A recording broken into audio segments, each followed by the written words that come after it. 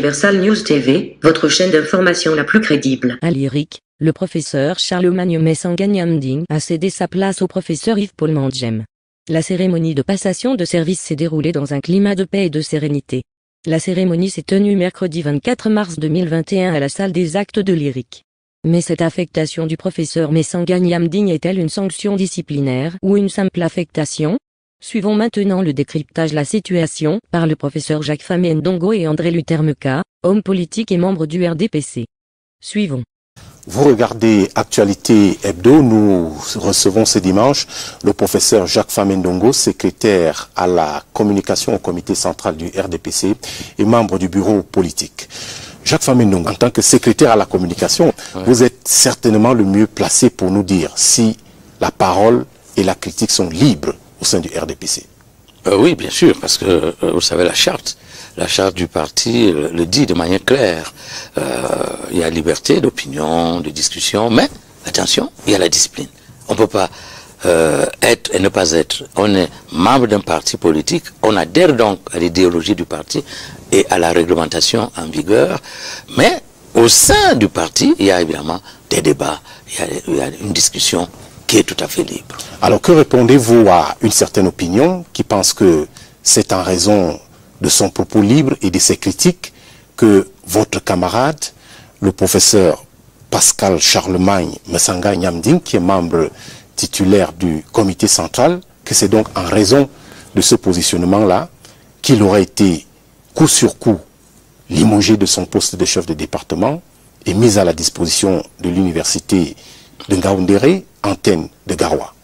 Oui, d'abord, Garoua, ce n'est pas l'enfer. Hein. Garoua ne se trouve pas en Papouasie ou en Nouvelle-Zélande. Garoua, c'est le Cameroun.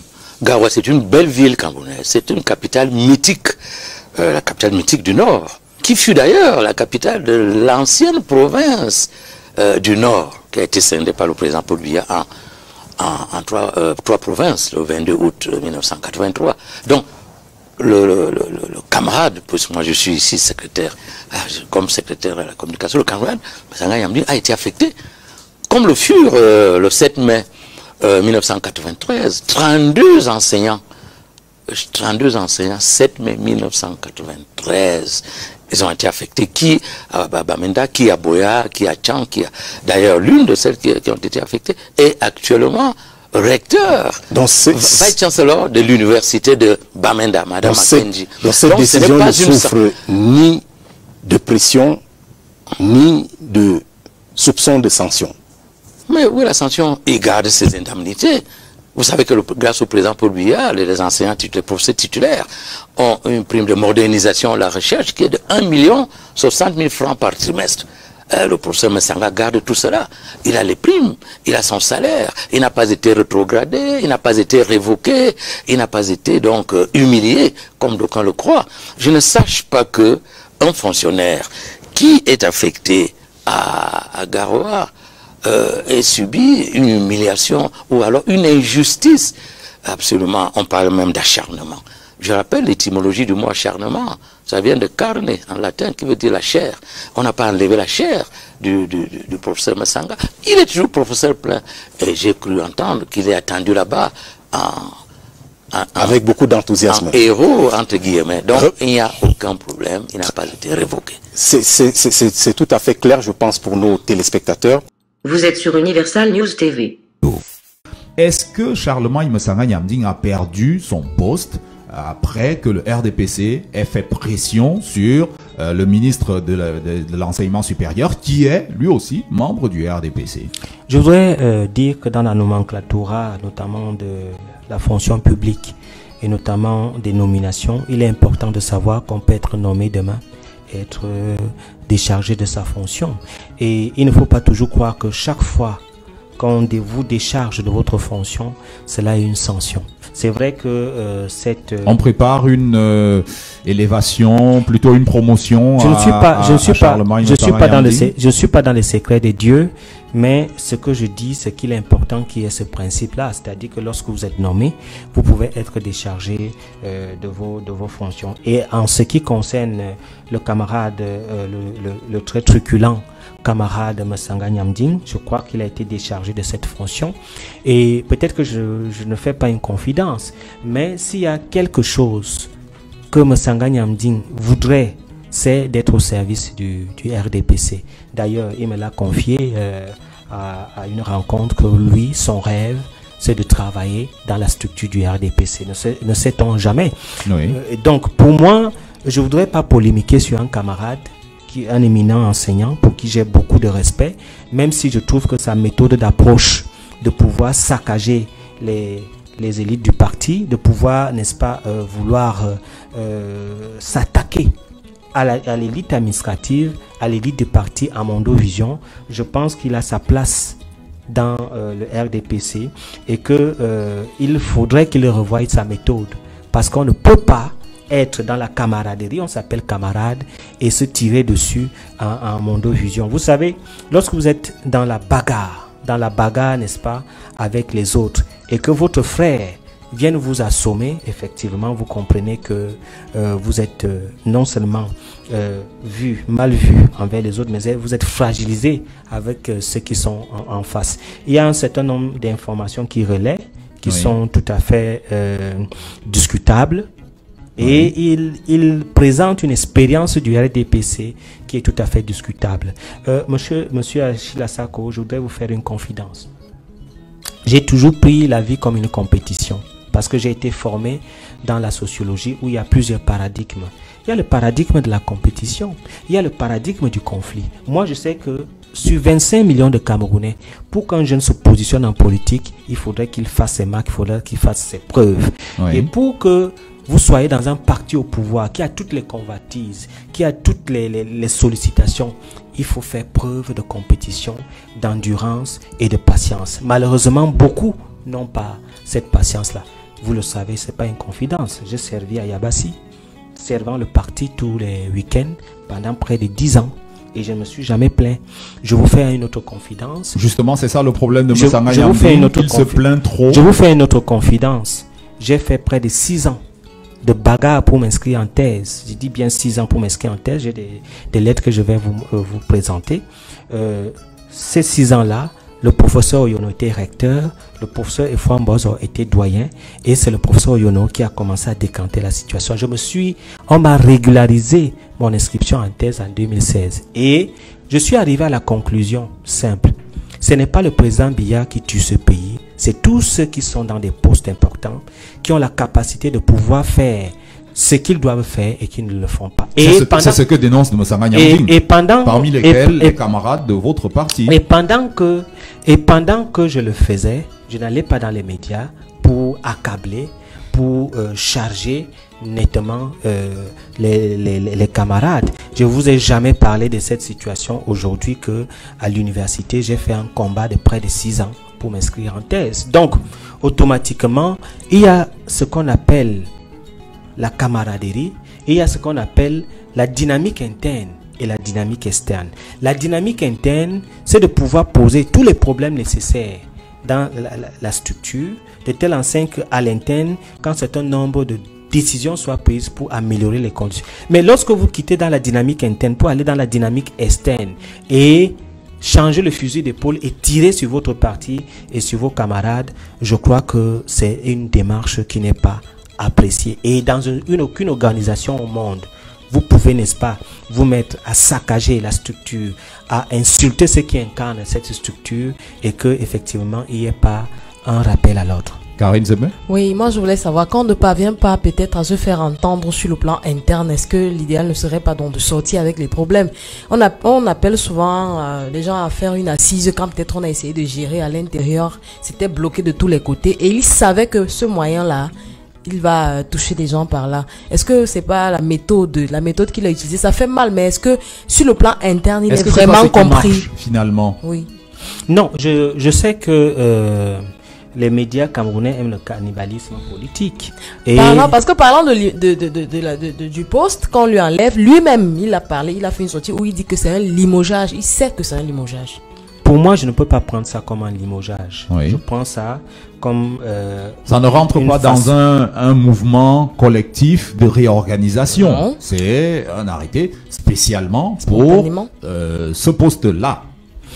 Oui, peut-être que le contexte prête à équivoque, mais pour moi, je reste très très réservé par rapport, n'est-ce pas, à ce mot de limogeage, parce que, comme vous le savez, il peut y avoir, n'est-ce pas, un certain nombre de jeux stratégiques qui peuvent permettre à ce que on puisse déplacer un ou deux pions, quitte à les repositionner plus tard. Je suis pas dans la foire des dieux, mais je reste très réticent par rapport à ça. Mais le débat que je pose est un débat où, n'est-ce pas, les hommes politiques camerounais, notamment nous dans le RDPC, nous devons savoir que nous avons un certain nombre de responsabilités.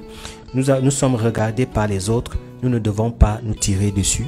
Nous ne devons pas présenter nos faiblesses parce que chaque structure a ses forces et ses faiblesses.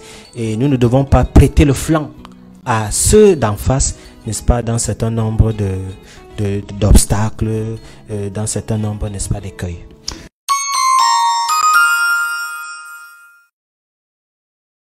Près d'une heure et demie d'entretien au Palais de l'Unité ce jeudi entre le président de la République, son Excellence Paul Biya, et son hôte du jour, son Excellence James Doddridge. Le ministre pour l'Afrique au ministère britannique des Affaires étrangères. Les deux personnalités ont passé en revue des questions liées au commerce, à la santé, à la politique, mais également à la vie, à l'environnement. Reportage au Palais de l'Unité. Yves-Marc Medzo. C'est la toute première visite au Cameroun de son Excellence James Doddridge, ministre pour l'Afrique du ministère britannique des Affaires étrangères. C'est sa toute première rencontre aussi avec le président de la République Paul Biya. Une rencontre qui vient couronner 4 jours d'un séjour intense qui lui a offert l'opportunité de toucher du doigt la réalité camerounaise dans toute sa riche diversité. Dans la plus grande solennité, l'hôte britannique sera accueilli au perron du palais présidentiel avant d'être introduit auprès du président Biya. Monsieur James Doddridge, ministre pour l'Afrique au ministère britannique des Affaires étrangères. Merci beaucoup. Avec le chef de l'État camerounais, James Doddridge va passer 90 minutes. 90 minutes pour parler de politique intérieure, de santé, d'environnement, de commerce et pas seulement. Je viens d'un rendez-vous avec le président après 4 jours en Cameroun. C'est mon première visite pour voir cette pays. Nous avons les bonnes relations entre Cameroun et Angleterre, un membre de le Commonwealth pour 25 ans, l'anniversaire. J'ai parlé avec le président de la situation mondiale, la situation en Afrique, la région et Cameroun aussi, sur les opportunités en Cameroun, les opportunités commerciales, les forces de commerce, les choses qu'on peut le faire avec le commerce. Aussi, nous avons parlé sur la situation dans le sud-ouest que j'ai visité hier et aujourd'hui, ce matin. Donc, c'est une relation qui est très importante. Je veux visiter encore avec une délégation commerciale, mais la situation de l'environnement, les forêts, le COP26 en Angleterre. Liés par une histoire commune depuis le début du siècle dernier, le Cameroun et le Royaume-Uni de Grande-Bretagne et d'Irlande du Nord ont également en partage un certain nombre de valeurs, au premier rang desquelles la démocratie et la promotion des droits de l'homme. L'échange de présents qui couronne les entretiens entre le président Biya et son invité offrira ainsi l'opportunité aux deux personnalités de raffermir à nouveau l'axe Yaoundé-Londres. Il est à noter que dans le cadre de la lutte contre le Covid-19, le Cameroun a accepté depuis son lancement d'adhérer à l'initiative COVAX qui, a-t-on appris ce jour, offrira bientôt la possibilité à notre pays de recevoir des vaccins contre cette maladie. Vous êtes sur Universal News TV. Autre chose à présent, et cette audience du président de l'Assemblée nationale ce jeudi à l'ambassadeur extraordinaire et plénipotentiaire de la République tunisienne au Cameroun. Son Excellence Karim Ben Bécher et son hôte ont ainsi fait le tour des questions en débat au sein des groupes d'amitié des parlements tunisiens et camerounais. La synthèse de ces échanges, Clarisse Tank. La coopération entre la Tunisie et le Cameroun se décline en divers axes, politiques, économiques, commercial et culturels. Accueilli avec tous les égards dus à son rang au cabinet du très honorable Kavaye Guidibril, son Excellence Karim Ben Bécher s'est dit honoré. J'ai été très honoré de rencontrer le très honorable président de l'Assemblée nationale, qui est une personnalité d'envergure dans le paysage politique camerounais. J'ai pu d'abord recueillir ses conseils et ses impressions, et puis sa grande sagesse pour consolider les relations parlementaires entre la Tunisie et le Cameroun. Une heure d'échange fructueux donc avec le très honorable Kavaye Guidibril. Au-delà des questions purement parlementaires, l'ambassadeur extraordinaire et plénipotentiaire évoquera la richesse de la coopération bilatérale entre Tunis et Yaoundé. Ce sont des axes qui touchent à l'enseignement supérieur, également dans le domaine du tourisme médical. Le Cameroun et la Tunisie ont une volonté commune, booster davantage cette coopération. Une autre coopération à célébrer, c'est la coopération sino-camerounaise qui va souffler sur sa 50e bougie. Ce sera demain des relations d'amitié nouées depuis le 26 mars 1971 et qui ont aujourd'hui d'excellents produits à leur actif. Et à l'initiative du ministère des Relations extérieures, il y avait débat ce jeudi entre des universitaires sur ces 50 années de relations exemplaires entre le Cameroun et la Chine. Retrouvons donc au campus de l'IRIC à Yaoundé, Séverin Alégambélé. Loin de se livrer à l'exercice courant consistant à passer en revue les fruits des 50 ans de coopération entre le Cameroun et la Chine, la réflexion ouverte ce jeudi a eu pour avantage d'interroger le modèle de développement que propose la Chine, les logiques et dynamiques de ce modèle de manière à l'adapter à notre contexte. Je pense qu'il est temps de réorienter la coopération avec la Chine dans les domaines vitaux et d'avenir, notamment l'agriculture, et quelque chose qui va devenir vital dans l'avenir, l'économie circulaire. En Chine aujourd'hui, quand sont conçus les bâtiments, on intègre déjà des systèmes sophistiqués de protection de l'environnement. L'on s'accorde à reconnaître qu'il faut comprendre le miracle chinois, l'apport de l'élément culturel. Il faut trouver dans nos traditions les valeurs qui sont universelles. Les mamans rurales comprennent mieux les tontines que le système bancaire. Voilà une valeur culturelle. Le chemin est balisé, il faut davantage renforcer les liens. Sur le plan multilatéral, le Cameroun et la Chine s'associent pour donner de la voix pour un monde plus inclusif au service de la paix et du développement. Pour des relations exemplaires à l'avenir, il faut continuer la réflexion sur ce qu'il faut dans le fond prendre dans ce modèle de développement chinois. Allons découvrir à présent le projet dénommé Green Initiative. Il s'agit d'un programme de création d'emplois pour les jeunes Camerounais à travers la vulgarisation des services de laverie et d'entretien automobile. Et ce seront des services mobiles à travers la cité. La convention de partenariat pour ce projet a été signée hier mercredi entre les ministres des petites et moyennes entreprises, celui de l'emploi et de la formation professionnelle et l'entreprise Howash Sarlu. Franck Evina nous fait découvrir tout cela. Document paraphé, engagement pris pour la création de 104 micro-entreprises en l'espace de 4 ans. Des sources d'emploi, facteurs de croissance à développer à partir de l'outil Green Initiative porté par ce jeune Camerounais. Aujourd'hui au Cameroun, vous n'avez plus besoin, si vous voulez vous lancer dans l'entrepreneuriat des car wash, d'aller louer un espace dont vous achetez votre kit au wash et les heures qui suivent, vous pouvez déjà commencer à rentabiliser. Promouvoir les services de laverie mobile et d'entretien d'automobile pour redresser la courbe du chômage. Idée validée par le gouvernement qui va former les jeunes intéressés et faciliter leur insertion. Il s'agira donc d'être outillé aux techniques de gestion mais surtout de s'assurer qu'ils jettent les bases de la pérennité en fait de leur micro-entreprise. Et ce sont là d'autres fruits du partenariat public-privé à inscrire dans la stratégie nationale de développement 2020-2030 avec l'accélération de la croissance, l'industrialisation et la création des emplois en pôle position. Alors revenons sur les questions qui concernent le parti. Le professeur Jacques Famendongo est ministre d'État naturellement, mais il est davantage le secrétaire à la communication du comité central du RDPC et membre du bureau politique dont on dit là-bas qu'il est le saint des saints. Professeur Jacques Famendongo, bonsoir et bienvenue. Bonsoir. Alors, le 24 mars 1985, où étiez-vous? J'étais à Bamenda, j'étais là, à l'époque j'étais chargé de mission à la présidence et j'ai assisté à la parturition du RDPC. Vous étiez donc, on va dire, parmi les pères fondateurs? Non, pas du tout, je n'étais qu'un modeste, très modeste observateur.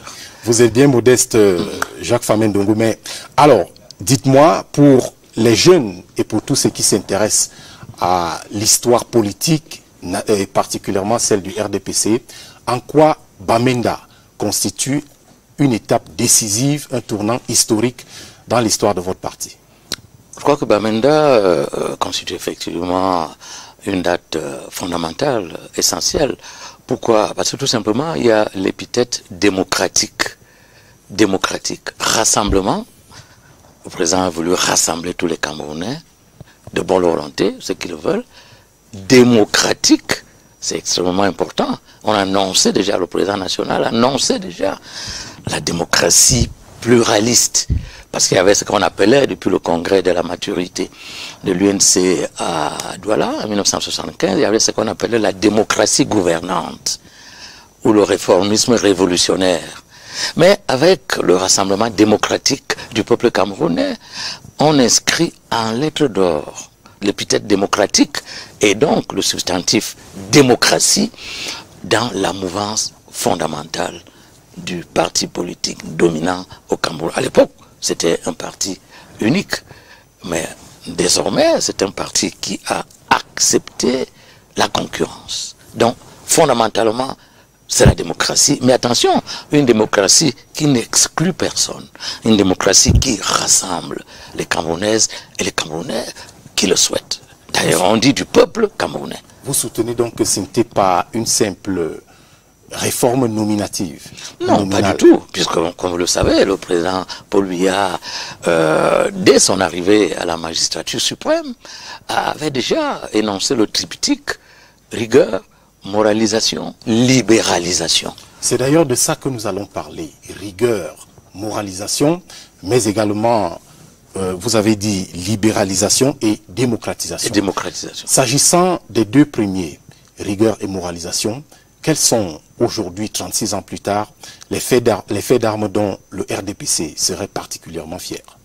Oui, pour la rigueur, comme vous le savez, si nous prenons l'économie, l'économie est sous-tendue par la rigueur, l'assainissement de la dépense publique, la rigueur de la dépense et la multiplication, la maximisation de la recherche des sources de revenus.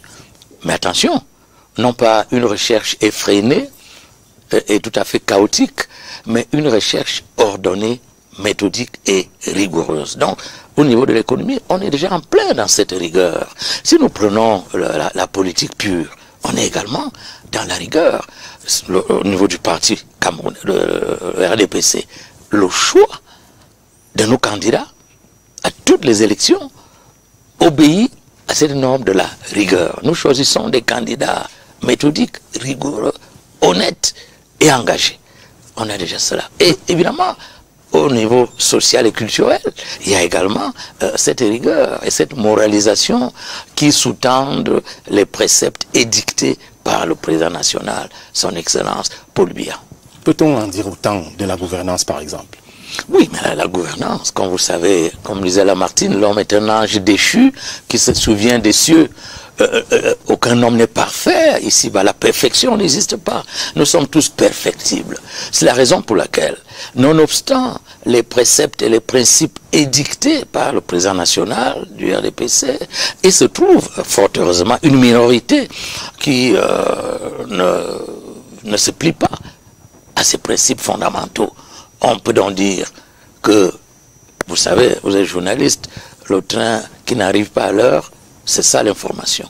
Les 90 qui arrivent à l'heure, ce n'est pas l'information. Mais il y a des Camerounais. L'information dont Jacques Famendongo, c'est que la majorité les plus graves atteintes à la fortune publique ont été perpétrées par vos camarades. Certains sont en prison. Peut-être parce que... Comment expliquez-vous cette contradiction? Peut-être parce qu'il y a ce qu'on appelle en mathématiques la loi des grands nombres. La loi des grands nombres veut que si dans une maison il y a beaucoup plus de macabaux que de plantains, bien sûr la consommation aille prioritairement et majoritairement au macabaux et pas aux plantains. Donc en fait, les gens ont l'impression que les prisons sont remplies des militantes et des militants du RDPC. Tout simplement parce que le RDPC est le parti dominant. C'est le parti majoritaire. Donc, il se trouve que la plupart des gens, encore une fois, la loi des grands nombres veut que la plupart de ceux qui sont épinglés proviennent du RDPC. Mais en réalité, on oublie que le RDPC soutient un gouvernement qui fait marcher le Cameroun. C'est ce gouvernement qui trace les routes, conçut les hôpitaux, les universités, les écoles, les lycées, la fibre optique. Ça, personne n'en parle, tout simplement parce qu'il y a la loi journalistique, n'est-ce pas? Le train qui arrive à l'heure ou en retard. Les trains, les 99 trains qui arrivent à l'heure, ah, ça c'est pas l'information. On trouve cela normal. Mais le seul train qui arrive en retard, ah, ça c'est l'information. Un chien qui mord un homme, ce n'est pas une information, mais un homme qui mord un chien, c'est une information. Alors, je demande aux Camerounaises et aux Camerounais, tout simplement, de voir que sont les militantes et les militants, les militants et les militants de quel parti construisent, bâtissent le Cameroun. Prioritairement, ce sont des militantes et des militants du RDPC, parce que nous sommes majoritaire, largement majoritaire.